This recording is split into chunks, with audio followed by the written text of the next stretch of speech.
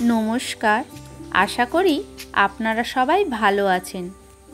রিম্পাস simple লাইফস্টাইলে আপনাদের স্বাগত জানাই। চলে এলাম নতুন আরেকটা ভিডিও নিয়ে।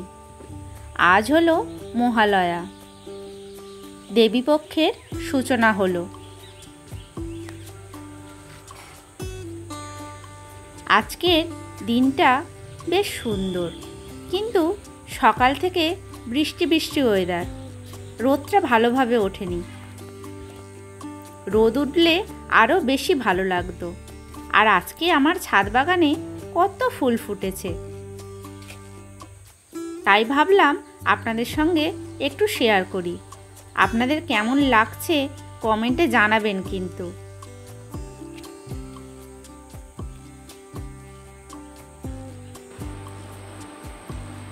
সয়াবিনটা ভিজে গিয়েছে, গরম জলে ভিজিয়ে দিয়েছিলাম, জল থেকে ছেঁকে তুলে নিয়েছি।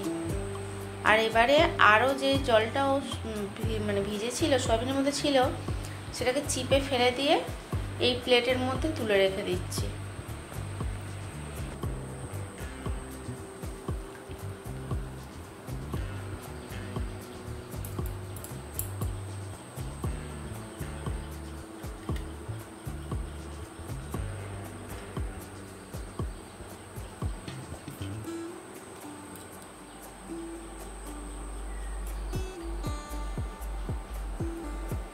সব কটা সয়াবিন জল ঝাড়িয়ে একদম চিপে শুকনো করে নিয়েছি।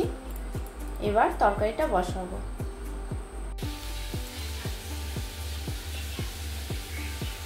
এই হলো আমার সয়াবিনের তরকারির ফাইনাল লুক। আজকে অল্প কিছু রান্না করেই ছেড়ে দিলাম। ঢেঁড়স চচ্চড়িটাও হয়ে গিয়েছে। আর এখানে কালকে মুসুর ডাল বেঁচে গিয়েছে, সেটাকেও গরম করে রেখে দিলাম, নাহলে খারাপ হয়ে যাবে তো। আর এখানে মেয়ের জন্য বাটিতে করে অল্প ভাত করে দিলাম, ও খেয়ে স্কুলে চলে যাবে। আজকে একটু ফাঁকিবাজি রান্নাই করলাম। মেয়ে টিফিন নিয়ে যাবে, তাই একটু সয়াবিনের তরকারি এখানে তুলে ঠান্ডা করতে দিলাম। তরকারিটা এখন খুব গরম তো। আর এই টিফিন বক্সে মুড়ি দিয়ে দিলাম, ও মুড়ি তরকারি খেতে খুব ভালোবাসে।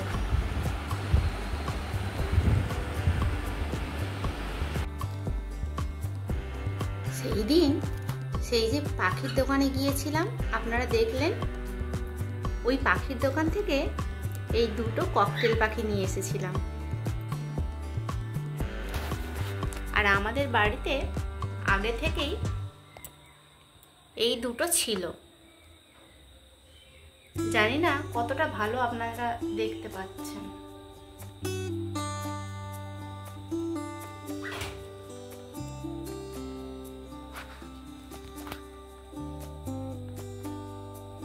কি সুন্দর দেখতে এই পাখিগুলো, আমার তো খুব ভালো লাগে এদেরকে।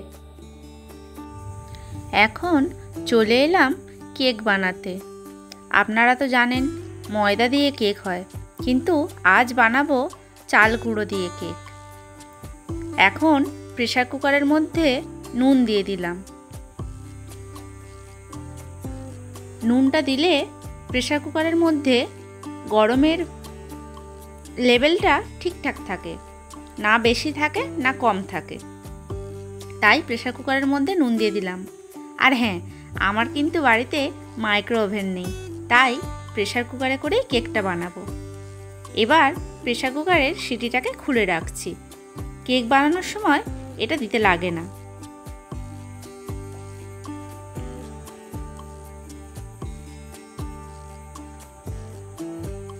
সিটিটাকে খুলে দিলাম।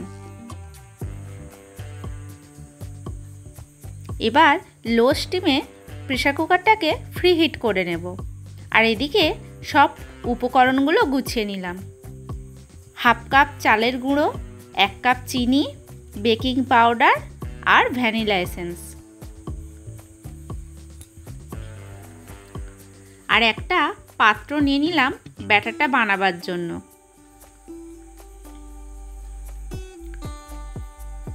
সাদা তেলটা নিতে ভুলে গিয়েছিলাম, সেটাও নিয়ে নিলাম। সাদা তেলটা হাফ কাপের একটু বেশি নিলাম।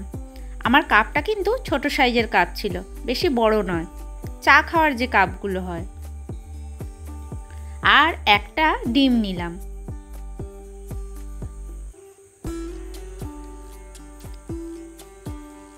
এবার ডিমটাকে ভালো করে ফেটিয়ে নেব। আমার এই হ্যান্ড ব্লেন্ডার দিয়েই ডিমটাকে ফেটাবো। ডিমটা ভালো করে ফেটানো হয়ে গিয়েছে। এবার 1 চামচ ভ্যানিলা এসেন্স দিয়ে দিলাম ডিমের মধ্যে। তারপর সাদা তেলটাকেও দিয়ে দিলাম। সবটা দিলাম না, একটু রেখে দিলাম, যদি পরে মনে হয় তখন আবার একটু দেব। ওগুলোকে ভালো করে ফেটিয়ে নেওয়ার পর এবার চাল গুঁড়োটাও দিয়ে দিলাম।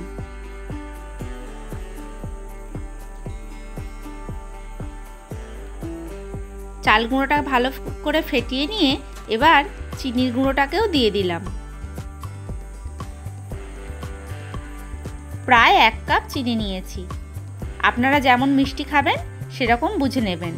আমরা মিষ্টিটা একটু বেশি পছন্দ করি, আর মিষ্টি খাবার মিষ্টি না হলে ঠিক ভালোও লাগে না।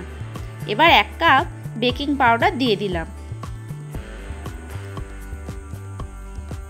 ভালো করে সব কিছু মিশিয়ে নিলাম।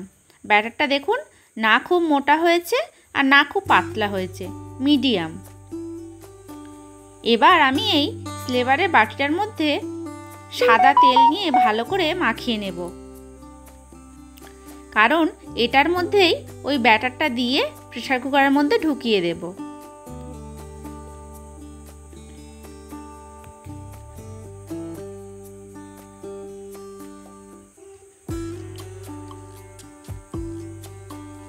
বাটির গায়ে সাদা তেল মাখানো হয়ে গিয়েছে।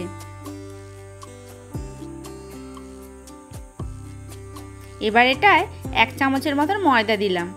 ময়দাটাকে ভালো করে ঘুরিয়ে ঘুরিয়ে গোটা বাটির গায়ে লাগিয়ে নেব, যাতে কেকটা হয়ে গেলে সুন্দরভাবে উঠে আসে, কোথাও যেন ভেঙে বা ছিঁড়ে না যায়। আর এরকম করে সত্যি কেকটা খুব ভালো ওঠে। আমি এর আগে বহুবার করেছি।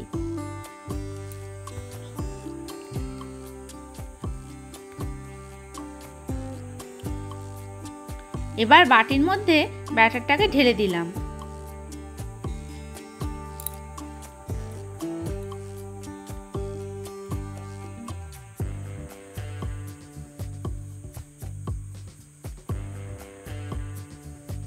এবার বাটিটা নিয়ে প্রেসার কুকারের মধ্যে বসিয়ে দিলাম। এখনো কিন্তু গ্যাসটা স্টিমেই করা আছে।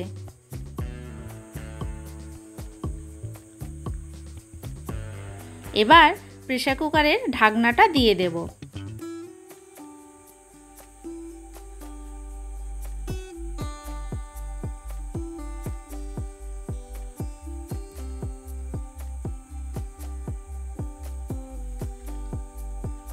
প্রেসার কুকারের ঢাকনাটা বন্ধ করে দিলাম।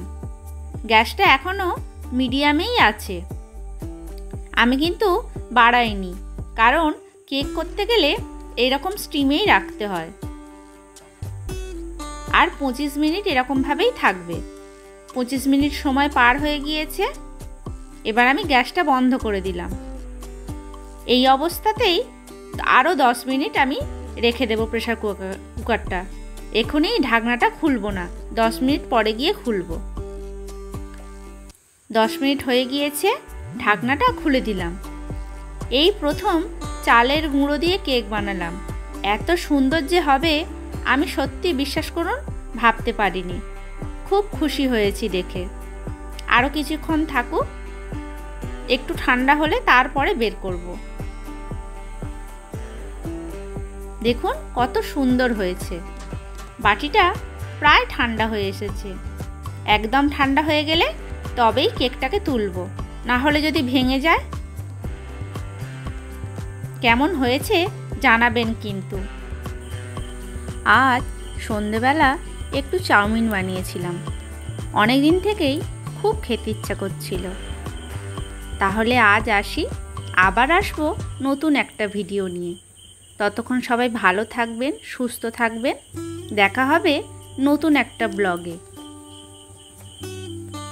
ধন্যবাদ।